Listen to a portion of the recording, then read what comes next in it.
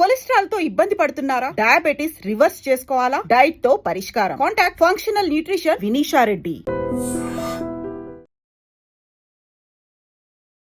ఉగ్రవాదం ఈ పదం ఆల్మోస్ట్ ఇక ఆపరేషన్ సింధూర్ చేసిన తర్వాత ఇక వినిపించదేమో అని భ్రమించినాం అందరం కూడా. భారతదేశంలో ఉన్నటువంటి వాళ్ళందరం కూడా భ్రమించినాం. కానీ ఏడా ఆ బుద్ధి మారదు కదా. వంకర బుద్ధి ఏదైతే ఉంటుందో అది కంటిన్యూ అట్లనే ఉంటుంది. కాబట్టే ఉగ్రవాదులు ఏంది, ఉగ్రవాద కార్యకలాపాలు ఏంది, ఏకంగా టోటల్గా మన భారతదేశాన్నే నాశనం చేసే కుట్ర అనుకోవచ్చు దీన్ని.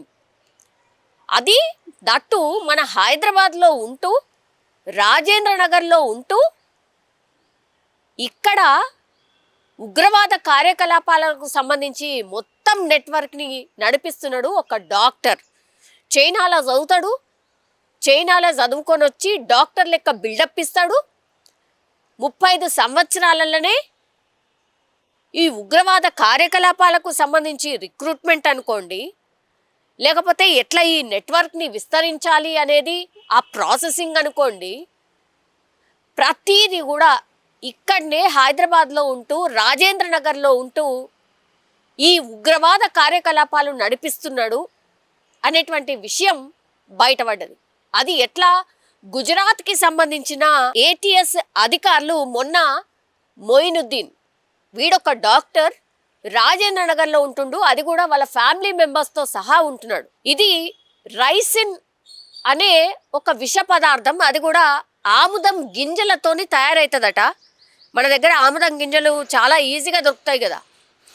ఆ ఆముదం గింజను తీసుకొచ్చి ఇంట్లోనే పూర్తి స్థాయిలో ఒక ల్యాబ్ని ఏర్పాటు చేసుకొని, ఆ ల్యాబ్లనే ఈ ఆముదం గింజలతోని ఈ రైసిన్ అనే అత్యంత విష పదార్థం, అంటే మనిషి బాడీలోకి వెళ్ళగానే చచ్చిపోడే డైరెక్ట్గా, అంత భయంకరమైనటువంటి విష పదార్థాన్ని ఒక ల్యాబ్ లెక్క వాళ్ళ ఇంట్లోనే ఏర్పాటు చేసుకొని అక్కడనే తయారు చేస్తున్నాడు. ఇది మొన్న 2 రోజుల క్రితం గుజరాత్కి సంబంధించిన ఏటీఎస్ పోలీసులు పూర్తి స్థాయిలో రైడ్ చేసినప్పుడు డాక్టర్లు దొరికిండ్రు. అరే ఈ డాక్టర్లు ఏంది, ఇంతమంది డాక్టర్లు ఎందుకు దొరికిండ్రు, అసలు ఏంది ఉగ్రవాద కార్యకలాపాలు? జనరల్లీ అయితే చాలా పూర్ పీపుల్, చదువు రానోళ్ళు, పైసల కోసం ఇబ్బంది పడేటోళ్ళు ఎవరైతే ఉంటారో వాళ్ళు ఎక్కువగా అట్రాక్ట్ అవుతారు అనుకుంటే, ఏకంగా డాక్టర్ చదువులు చదివి, అది ఫ్రాన్స్లో చదువుతాడు ఒకడు, చైనాలో చదువుతాడు ఒకడు, ఇంకో ప్లేస్లో చదువుతాడు,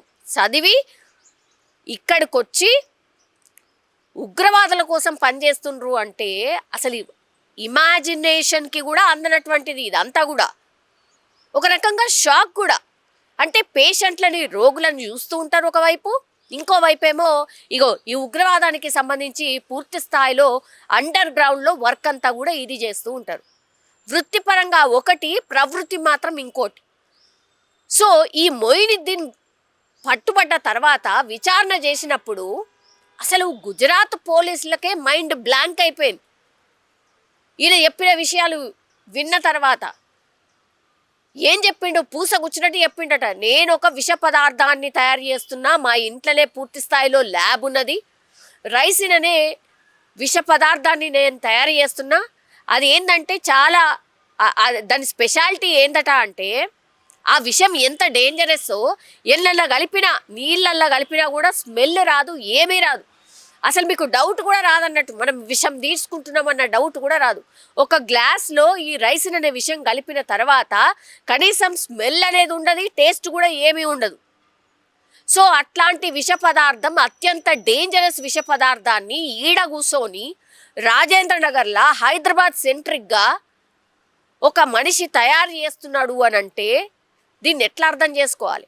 మళ్ళా ఈ విష పదార్థాన్ని పూర్తి స్థాయిలో ఐదర్ వాటర్ ట్యాంకర్లో, అంటే ఎక్కువగా మంచినీళ్ళు ఎక్కడైతే సప్లై అవుతాయో అట్లాంటి వాటర్ ట్యాంకర్లో కలపడానికి, లేదంటే ప్రసాదాలు, అంటే ఎక్కువ పెద్ద మొత్తంలో ప్రసాదాలు తినేటటువంటి దాంట్లో కలపడానికి పూర్తి స్థాయిలో స్కెచ్ వేసి ప్లాన్ చేసినట్టు, పెద్ద ఎత్తున ప్రాణ నష్టం సంభవించే విధంగా ఇక ఎప్పుడో దగ్గరలోనే ప్లాన్ చేసినట్టుగా ఇప్పుడు గుజరాత్ ఏటీఎస్ పోలీసుల విచారణలో ఈ మొయినుద్దీన్ అనేటోడు వెల్లడించిండు. అంటే ఎంత భారీ కుట్ర, ఇది ఎన్నేళ్ల నుంచి ఇది జరుగుతోంది. ఎన్ఐఏ అధికారులు చాలా మంది స్లీపర్ సెల్స్లని తీసుకుపోయినరు. ఇంకేదో జరిగింది. హైదరాబాద్కి సంబంధించిన ఒక వ్యక్తిని కూడా చాలా కాలం క్రితం తీసుకుపోయారు. ఎందుకంటే విజయనగరంలో ఎప్పుడైతే పట్టుబడ్డాడో అక్కడ పట్టుబడ్డ వాటి లింక్స్ కూడా హైదరాబాద్లో కనిపించినాయి. ఆ ఫ్యామిలీకి కూడా మాకేం తెలియదు అంటున్నది. సేమ్ ఇప్పుడు మోయినుద్దీన్ ఇంత విష పదార్థాన్ని ఇంట్లో కూర్చొని తయారు చేస్తుంటే కూడా అలా ఫ్యామిలీ మెంబర్స్ ఏం చెప్తున్నారు తెలుసా? అసలు మా ఓడు ఇట్లాంటోడు గానే కాదు, అసలు నేర ప్రవృత్తే లేదు, నేర చరిత్రనే లేదు, ఇట్లా మనుషుల్ని చంపే వ్యక్తిత్వం వాడిది కాదు, చాలా సున్నిత మనస్తత్వం, ఎవరికి కూడా హాని చేయనటువంటిది, పైసలు లేకపోతే కూడా ట్రీట్మెంట్ ఇచ్చేస్తాడు ఫ్రీగా. ఎవరో బిజినెస్ కోసమని ఆశ చూపి, పైసల కోసం ఆశ చూపి మా ఓడిని ట్రాప్ చేసి ఇగో ఈ ఉగ్రవాద కార్యకలాపాలు వాడితోని ఫోర్స్ఫుల్ గా మమ్మల్ని చూపెట్టి మమ్మల్ని చంపేస్తామని భయపెట్టి ఇవన్నీ కూడా చేపిస్తున్నాడు అని వాళ్ళ ఫ్యామిలీ మెంబర్స్ చెప్తారు. అంటే మనం ఏం వెర్రోళ్ళం? మనకేం పిచ్చున్నది? మనకేం అర్థం కాదు. ఇవాళ ఫ్యామిలీ మెంబర్స్ ఏం చెప్తే అది వినుకుంటా పోదాం, మనకేం పని లేదు కదా. పాపం ఆ గుజరాత్కి సంబంధించిన ఏటీఎస్ పోలీసులకు కూడా పని లేదా. ఈ మొయినుద్దీన్ అనేటైననే తీసుకొచ్చి ఇగో ఈయన ఉగ్రవాద కార్యకలాపాలు చేస్తున్నాడని ఆయననే తీసుకొచ్చి కూర్చోబెట్టి ఇవన్నీ చేయిస్తున్నారా? మరి మనుషుల్ని ఆ విష పదార్థాలను ఎందులో మిక్స్ చేద్దాం అనుకుంటున్నాడు మీ ఓడు విచారణలో? ఈ మొయినుద్దీన్ అనేటాయన మీరు చెప్తున్నారు కదా, సోకాల్డ్ ఫ్యామిలీ మెంబర్స్ చెప్తున్నారు కదా, వెనకేసుకొస్తున్నారు కదా, ఆయన ఏం చెప్పిండు విచారణలో తెలుసా? ప్రసాదాలల్లో కలుపుతాడట, నీళ్ళల్లో కలుపుతాడట. ఏదో సినిమాలో చూసినట్టుగా మొత్తం అంతా సిటీ అంతా ఇక చంపేద్దామనో ఇంకా విషం ఏదో కలిపేద్దామనో సినిమాలలో చూసినాం కదా. ఆ సినిమాల లాంటి స్టోరీనే ఇక్కడ కనిపిస్తుంది. ఒక రకంగా షాకింగ్ కూడా. అరే ఇంత కసి ఏంది, గంత ద్వేషమేంది మన మీద, చంపేయాలన్నటువంటి కుట్రేంది? అందుకే కదా పదే పదే మన వాళ్ళు కూడా కేంద్రం కూడా వార్నింగ్ ఇస్తుంది. ఏమని? సింధూర్ 2 కూడా ఉంటుంది. ఆ తర్వాత 2, 3, 4 ఎన్నైనా ఉంటాయి. అన్స్టాపబుల్ అది. మీరు ఎన్ని కుట్రలు చేసి ఇంకేదన్నా చేసినా సరే మా పోరాటం ఆగదు. తర్వాత మీ మూలాలు ఏడేడైతే ఉన్నాయో అవన్నిటి దాకా కూడా మేము పోతాం, ఖచ్చితంగా పోతాం. సో ఈ ఉగ్రవాదులు ఉగ్ర కార్యకలాపాలు ఏవైతే ఇప్పుడు ఈ మధ్య కాలంలో మొన్నటి నుంచి ఏవైతే వరుసగా మనకు ఈ వార్తలు వస్తున్నాయో, ఎక్కడో ఈ పుల్వామాకు సంబంధించిన లింక్ కూడా ఉంది. ఈ పుల్వామాకు సంబంధించిన రివెంజ్ కూడా ఇందులో ఉంది అనేసి కూడా ఇప్పుడు ఎక్స్పెక్ట్ చేస్తున్నటువంటి సిచ్యువేషన్ అయితే కనిపిస్తోంది.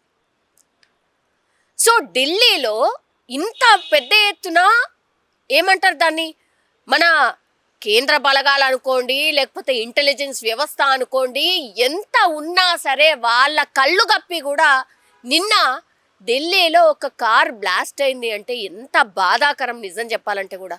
ఇది ఎప్పటికాగాలి? ఇంకా ఎంతమంది అమాయకుల ప్రాణాలు తీస్తారు? ఇంకా ఎక్కడెక్కడ ఉన్నారు? ఎప్పుడు చూడు ఏ ఉగ్రవాద చర్య జరిగినా హైదరాబాద్కి లింకులుంటాయి, ఢిల్లీకి లింకులుంటాయి, ముంబైకి లింకులుంటాయి. సో ఇది ఎప్పటికాగాల? అసలు ఎంత భయంకరం అయిపోయింది అనంటే మొత్తం సమూలంగా రూపుమాపాలంటే ఏం చేయాలి? ఇట్లాంటి మొయినుద్దీన్ లాంటి వాళ్ళు ఎంతమంది ఉన్నారు? మరి ఇట్లా అత్యంత మంచి ప్రొఫెషనల్ చదువులు చదివి ఇట్లా ఉగ్రవాదంలో ఉన్నారు అని అంటే వీళ్ళని ఏం చేయాలి? ఏం అర్థం కానటువంటి సిచ్యువేషన్ నిజం చెప్పాలంటే కూడా. చూడాలి మరి కేంద్రం ఎట్లా రియాక్ట్ అవుతుంది. అట్లాగే PM Narendra Modi next step ఏముంటుంది? నిజంగానే సింధూర్ 2 ఉంటుందా, లేకపోతే 2 తర్వాత కూడా ఇది ఆగే అవకాశం లేకపోతే ఇంకా ఎన్ని జరగాలి ఇట్లాంటివి, ఇంకా ఎన్ని జరిగితే ఇది ఆగుతుంది. And for more videos, please subscribe to iDream. Please subscribe to iDream. Please subscribe iDream. And please subscribe to iDream. For more videos, subscribe to iDream. please like, share and subscribe to the channel. Congratulations, iDream. Subscribe to iDream.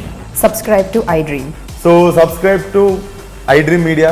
iDream team అందరికి huge congratulations. Please subscribe iDream Media. Please subscribe to iDream. Subscribe iDream. Please subscribe to iDream. iDream అంటే నా కళల ఛానల్ను subscribe చేసుకున్న నోరు తిరుగుతలేదు, మీరైతే గంట గుర్తు కొట్టండి. For more such videos, please subscribe to iDream. Subscribe to iDream. Please subscribe to iDream. Please subscribe iDream Media. Please do subscribe to iDream. Please subscribe to iDream Media. For best entertainment and information, please subscribe iDream. And don't forget to subscribe to iDream.